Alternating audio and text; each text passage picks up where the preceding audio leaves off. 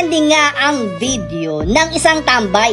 Tinalo ang pro boxer sa piyestahan. Ayaw niya sana mag-boxing guys, tinulak ng mga kasama niya maglaro. Ala, tinulak ng kasama niya maglaro, ayaw sana.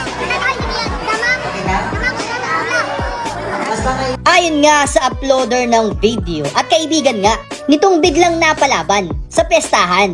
Nakatambay lang daw sila dito. Nagkataon nga na nangangailangan ng kalaban itong pro boxer. Kaya nga naman nagkatuwaan sila na itulak itong kanilang kaibigan na pumayag naman na lumaban. Kaya ito ang nangyari. Oh, wala pa sapatos siya, nagapaa. Pero marunong mo guys. Makikita nga sa video na nakapantalon pa siya at saka nakatsinelas. Talagang wala siyang balak lumaban dahil nga naman nanonood lang siya.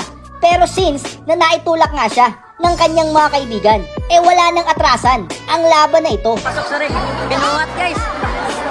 Binuhat ng kasama niya papasok sa ring.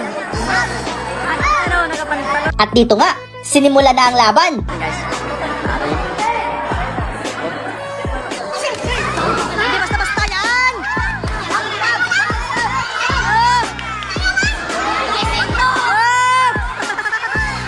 At grabe, nagulat talaga ang mga tao dahil nga naman itong tambay nakikipagsabayan sa pro fighter.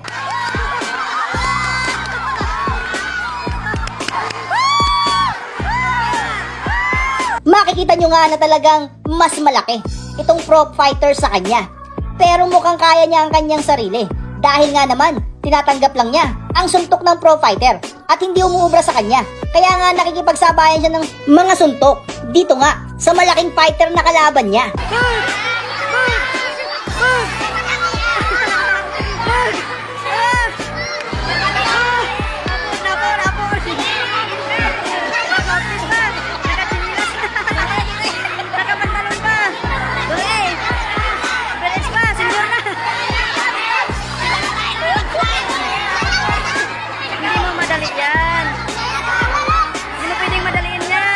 Mukhang hindi makapasok ang mga suntok nitong ang pro fighter sa kanya. Mukhang itong ating tambay, meron palang tinatago na galing nga sa pakikipag-boxing. Pare shot! Tapon! At dito nga, pinapakita na tumatanggap talaga siya ng mga suntok. At baliwala nga, at ayun, mukhang nahirapan na itong ating pro fighter na napakatangkad. At binilangan na nga siya ng referee at lalong natuwa ang mga tao dahil nga naman nanonood lang siya pagkatapos biglang napalaban. At mukhang mas magaling pa siya dito nga sa ating fighter na matangkad.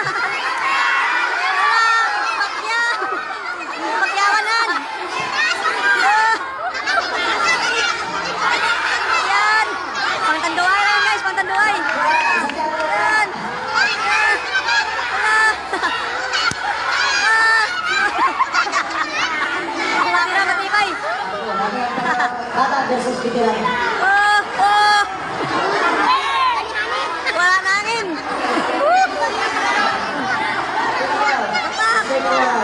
Bakbak. Okay, sulit. Sulit dyan siya, sulit dyan. At dito nga, natapos na ang first round.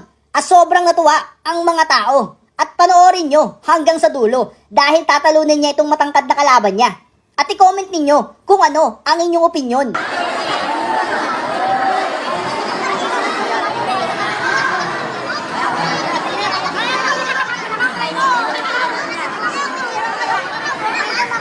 guys, 5 lang guys. 5 lang yan. 5 ulit. 5-1 lang height yan guys. 5-1.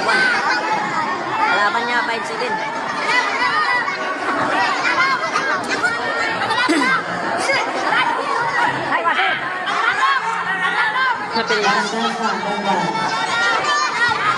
Salag yan, salag. Ayan o. Ayan, wala yan. Wala.